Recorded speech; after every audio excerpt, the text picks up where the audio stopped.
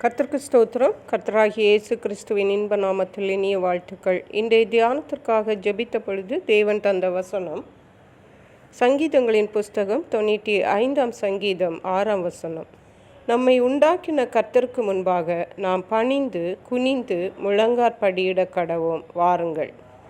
நம்முடைய கர்த்தராகிய இயேசு கிறிஸ்து ஆராதனைக்குரியவர். அவர் நம்மை உண்டாக்கின தேவன். அவர் சர்வ வல்லமையுள்ள தேவன். இந்த தேவனுக்கு முன்பாக நாம் அவரை ஆராதிக்கும் பொழுது மிகுந்த பயபக்தியோடு மிகுந்த தாழ்மையோடு காணப்பட வேண்டும் என்பதையே இந்த வசனம் நமக்கு சொல்லுகிறது. அதை தான் தேவனும் நம்மில் எதிர்பார்க்கிறார். நம்மை உண்டாக்கின கர்த்தருக்கு முன்பாக நாம் பணிந்து குனிந்து முழங்காற்படியிட கடவோம், வாருங்கள்.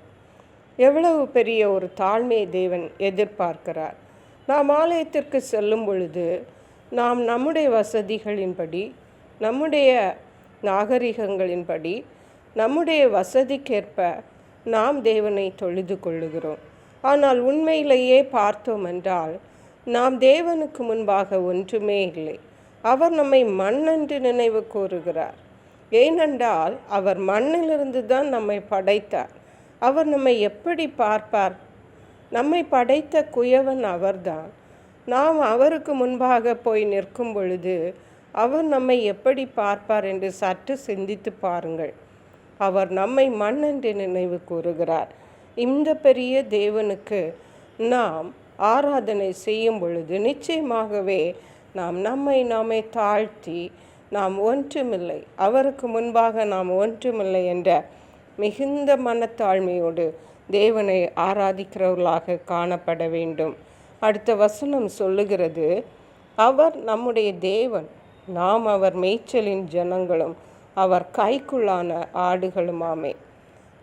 அவர்தான் நமக்கு எல்லாமே. நம்மை படைத்தவர், நம்மை உடையவர், நமக்குடைய ஓனர் அவர்தான். அவருக்கு முன்பாக நாம் ஒன்றுமே இல்லை. கை கட்டி நிற்க வேண்டியது தான், முழந்தாள் படியிட வேண்டியது தான், பணிந்து குனிந்து அவரை ஆராதிக்க வேண்டியது தான். இதை தான் தேவன் நம்மில் எதிர்பார்க்கிறார். அதற்கேற்ற கிருபைகளை தேவன் நமக்கு தந்தருளுவாராக. ஜெபிப்போம்.